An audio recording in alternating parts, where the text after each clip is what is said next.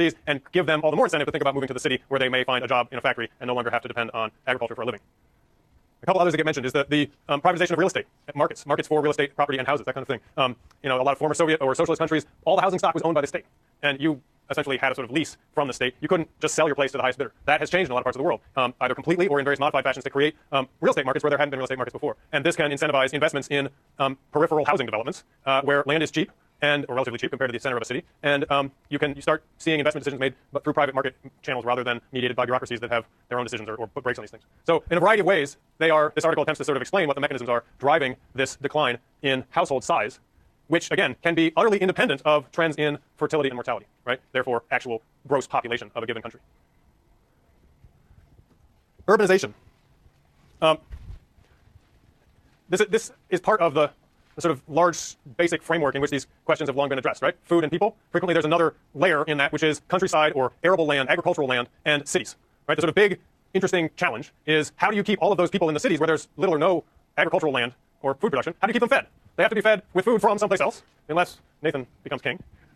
And therefore you have a sort of dynamic relationship to consider between the people who live in the countryside and produce food and the people who live in the cities and don't produce food but consume food, and maintaining some kind of reasonable balance between the two of them. Urbanization is as old as domesticated agriculture. That's a subject we talk about in Geography 10. Basically, as soon as you have the capacity for domesticated agriculture and therefore increased production of food, you have the capacity to support people who don't produce food and who can therefore live in cities and devote their time to other activities. The city-country interdependency signals an increased scale, both spatial and temporal, in human production and reproduction. By that I mean you get a spatial expansion in which the people in the city are consuming food produced potentially very far away in a hinterland, and also temporal expansion of scale in the sense that you can build up surpluses. You can actually stockpile grain, for example, and use stockpiles and bounties in good years to smooth out what would otherwise be erratic swings up and down in food production due to things like weather, right?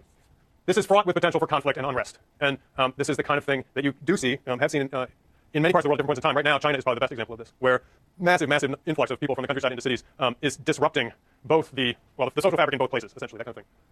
Suburbanization, as a subset of urbanization, is a post-World War II pattern, really, predominantly. And it originates primarily here in the U.S. It's not to say that you can't find antecedent examples before World War II, but after World War II is when it becomes the dominant form of land use conversion and residential development in the United States. It's dependent on the automobile and actually private automobile ownership for commuting. It was conceived as transcending this city-country dichotomy, offering people the advantages of both and the disadvantages of neither.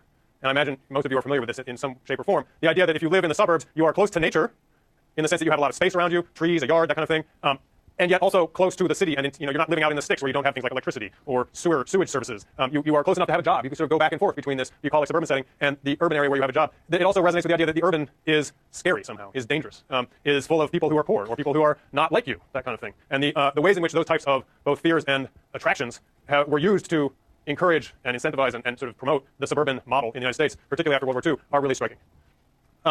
Frequently encouraged as well by government policies and cheap land, frequently former ag land. I've got a couple. Here's some examples. So you see, this is population in the New York metropolitan area, 1940 to 2000. The number of people actually living in the city has remained pretty stable and even declined somewhat. The number living in the near suburbs has grown, and in more recent decades, the number living in the periphery, even further out, has been really where all the growth has taken place. This is the kind of pattern seen from above. You can see the dependence on the automobile sort of built in a major way in the landscape. This is the Phoenix Basin in 1912. Green means agricultural land. This is all irrigated from the Gila and Salt rivers, mostly the Salt River. The orange is the actual urban areas at that time. There are no red areas in this one. Red refers to protected areas, actually. And 1995. You can see the extraordinary conversion of ag land to urban uses in Phoenix over that time period, and now there are parks, these red areas as well. This has had striking effects. I mean, previously, all this irrigation, every night in the summertime, you would get massive evaporation off of these fields, which is essentially what evaporative cooling is, right? You'd actually be sort of cooling the desert.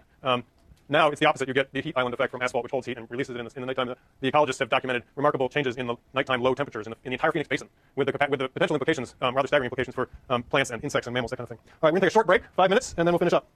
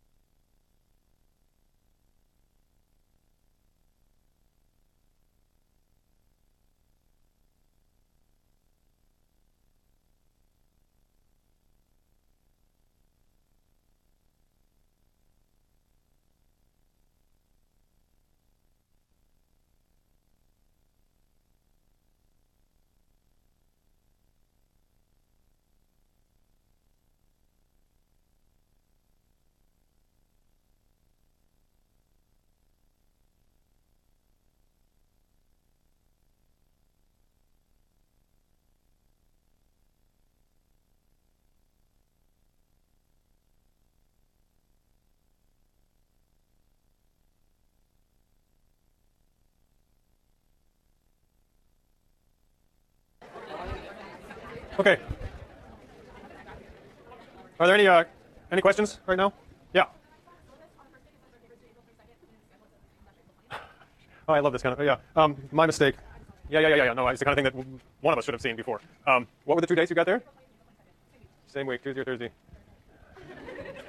Do you mind if I get back to you next time about this? Or I'll send an email out to everyone. I'll send an email and also correct the syllabus and repost it to DSpace. And hopefully this won't come up again. Problems of recycling one syllabus from 2 years ago, right? That kind of thing. There was another question back there, yeah.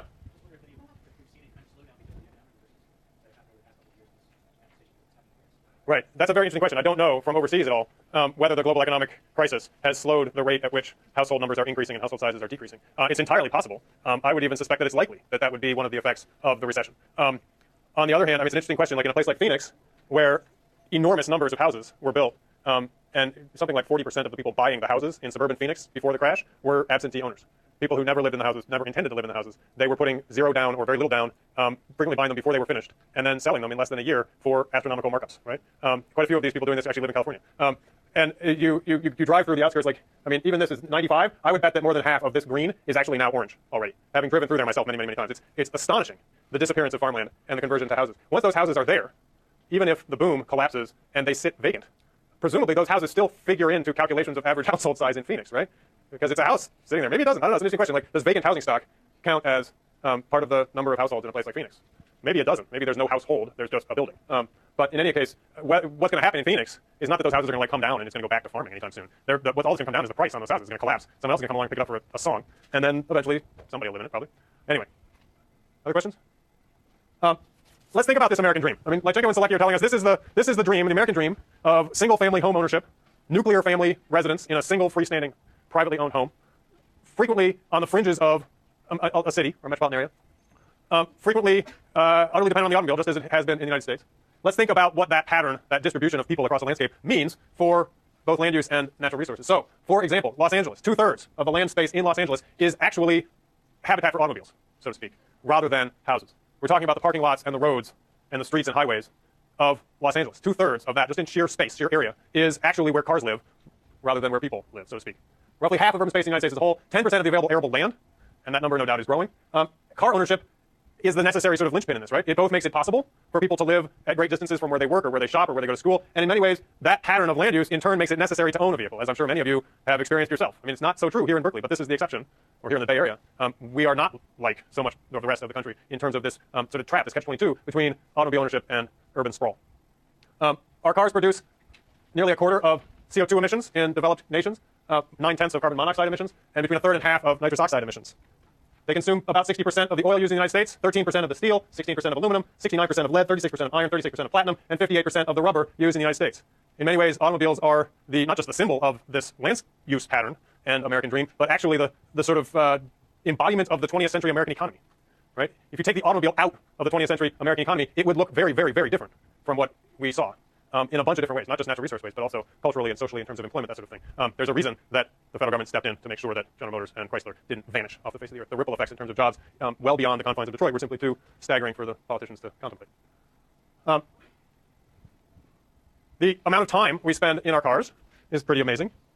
And this is data that's now 9 years old. I should see if they've got a more recent version to tap into. 4 trillion passenger miles in 2001, or 14,500 miles per person. So for every one of us in this country, there was a vehicle moving 14,500 miles that year. 2.3 trillion vehicle miles, that's the, which gives you some sense of the ratio between people and vehicles, right? Passenger miles is miles times passengers. Vehicle miles is just the miles traveled by the total fleet. 1,500 trips per person. 87% of trips were in private vehicles. 38% were in a private vehicle with no other passengers. And an average of 55 minutes per day, 29 miles per day for all adults. So basically, the average American is spending nearly an hour a day in his or her car. You look at automobility. There are more cars in the United States than there are people to drive them. And there is less than 1 bicycle per household on average in the United States. Of all of our trips, nearly half of them were in a private vehicle with more than 1 person in it. More than a third were a private vehicle with only 1 person. Only 8.6% were walking, school bus 1.7, transit 1.5, other 1.7. You can see that bicycling doesn't even make the list of ways of getting to work or school that merit being included in this table. You see the trends over time.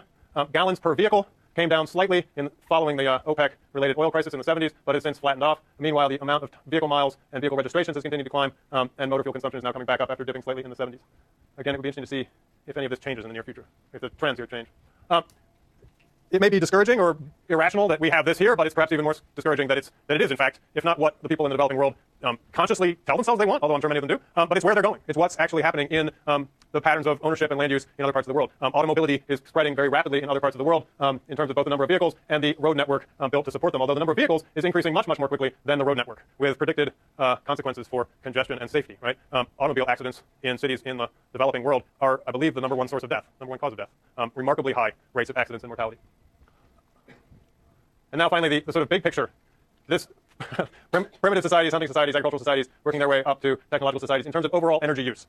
And this is worth bearing in mind when you consider the rhetoric we hear sometimes about post-industrial society, the idea that we live in a service economy, which is somehow not an industrial society anymore, and we should be happy about that because somehow it's cleaner.